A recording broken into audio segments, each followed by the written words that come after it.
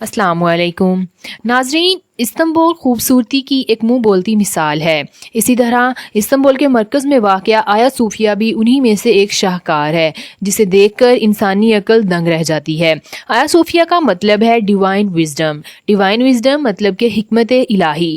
اصل میں ایک مشرقی آرتھوڈکس کیتھیڈرل کے طور پر تعمیر کیا گیا تھا۔ یہ عمارت تقریباً 1500 سال پرانی ہے۔ اس کا سائز، فن تعمیر اور صوفیانہ ماحول اس کو دنیا میں ایک منفرد مقام بنا دیتا ہے۔ ہزاروں سال سے لوگ اسے انجینئرنگ دنیا کا چمتکار سمجھ رہے ہیں۔ آیا صوفیہ اس نام کی تیسری عمارت ہے جو ہمیں اس مقام پر دیکھنے کو ملتی ہے۔ سب سے پہلی عمارت ایک لکڑی کی چھت نما تھی جسے 360 میں تعمیر کیا گیا تھا۔ لوگ اسے گریٹ چرچ کے نام سے بھی جانتے تھے۔ 404 میں اسے ایک ہنگامے میں بری طرح سے جلا دیا گیا۔ اس ہنگامے کے 40 دن بعد عمارت کا کام دوبارہ شروع کیا گیا اور دوسری عمارت کو لوگوں نے ماربل سٹرکچر کا نام دیا۔ آج نظر آنے والی عمدہ عمارت کو 6 صدی میں شہنشاہ جسٹینی نے شروع کیا تھا۔ وہ اس بارے میں پرعزم تھا کہ اس کی کنسٹرکشن یہودیوں کے ٹیمپل ہیکل آف سلیمان کے حجم سے زیادہ ہوگی اور اس کی شان بڑھے گی۔ یہ کام 532 عیسوی میں شروع ہوا اور اس عمارت کا افتتاح 537 میں ہوا۔ لہٰذا یہ عمارت حضرت محمد صلی اللہ علیہ وآلہ وسلم کی زندگی کے دوران موجود تھی۔ 558 عیسوی میں ایک زلزلے کی پیش نظر گنبد، دروازے اور کھڑکیوں کو کافی نقصان پہنچا۔ گنبد 999 عیسوی میں ایک بار پھر بنایا گیا اور اسے ایک آرمینین معمار نے تعمیر کیا۔ اس عظیم عمارت کی بدترین حرمتی 1204 عیسوی میں ہوئی جب چوتھی صلیبی جنگ کے دوران کیتھولک فوجیوں نے اس کو توڑا اور چاندی اور گلٹ نقش و نگار کے کام کے نقاشیوں کو لایا گیا اور ایک طوائف کو بزرگوں کے تخت پر بٹھا دیا گیا۔ دیواروں پر حضرت عیسیٰ، حضرت مریم اور ان کے پیروکار کے خاکے بنا کر لگا دیے گئے۔ 1453 میں استنبول فتح کرنے کے بعد سلطان محمد نے اپنے فوجیوں کو مقدس عمارتوں پر لوٹ مار کرنے سے منع کر دیا۔ آیا صوفیہ کو پاک کیا گیا اور اگلے جمعے کو پہلی دعا کی گئی۔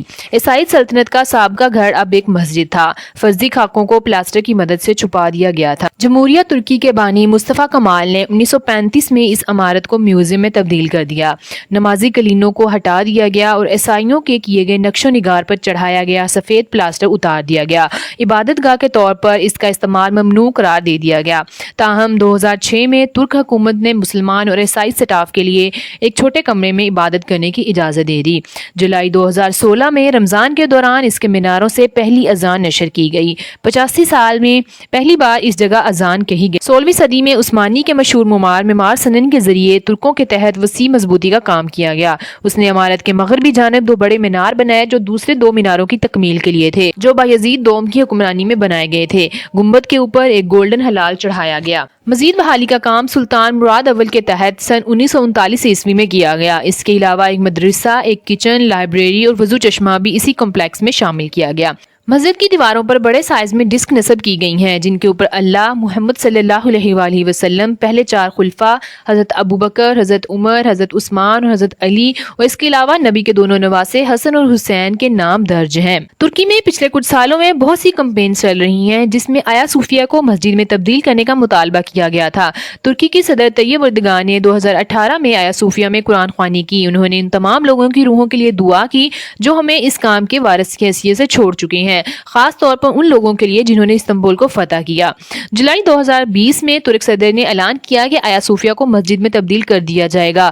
یہ عدالت کے اس فیصلے کی پیروی کر رہا تھا جس کو معلوم ہوا کہ میوزیم میں اس کا تبادلہ غیر قانونی تھا کیونکہ اس نے اپنے طاقتور سلطان محمد کی مرضی کی خلاف ورزی کی تھی۔ جب قسطنطنیہ فتح ہوا، سلطان نے اپنے مال سے اس پراپرٹی کے لیے معاوضہ لیا اور اس کی ملکیت مستقل طور پر وظیفے کے طور پر مسلمانوں کو دے دی گئی۔ اسی کی بنیاد پر ترک صدر نے آیا صوفیہ کو دوبارہ مسلمانوں کے لیے کھول دیا ہے۔ اس خبر نے ترکیوں کے دلوں میں ایک خوشی کی لہریں دوڑا دی ہیں۔ ہر انسان خوش اور مطمئن نظر آتا ہے۔ جمعے کی ترکیب کا آغاز ترکی صدر نے خود تلاوت کر کے کیا۔ نماز جمعہ کی ادائیگی کے لیے ملک کے بہت بڑے حصے نے شرکت کی ہے جس میں خلافت عثمانیہ کے آخری خلیفہ سلطان عبدالحمید ثانی کی پوتی نلہان عثمان اور ترکی کے سابق وزیر اعظم نجم الدین اربکان کے صاحبزادے ڈاکٹر فاتح اربکان بھی شامل ہیں۔